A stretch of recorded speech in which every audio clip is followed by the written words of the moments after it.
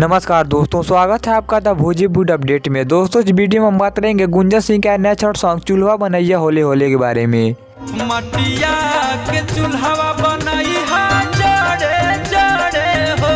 दोस्तों इस गाने को लिखा है बोस रामपुरी ने और गाने में अपना म्यूजिक दिया है शंकर सिंह ने। इस गाने को यूट्यूब पर सिक पिक्चर्स के ऑफिशियल चैनल पर रिलीज कर दिया गया है। आप जाकर इस गाने को सुन सकते हैं। किया हो भौजी छठी माई के कर तू पूजा नवा लाला नवा दीहे गोरे गोरे हो। दोस्तों बात करें इस गाने के बारे में तो गाना काफी बढ़िया सॉन्ग है और आपको एक बार इस गाने को जरूर सुनना चाहिए। और दोस्तों जब हमने गुंजन सिंह के इस नए सॉन्ग को सुन लिया है तो आप हमें कमेंट बॉक्स में बता के गाना आपको कैसा लगा।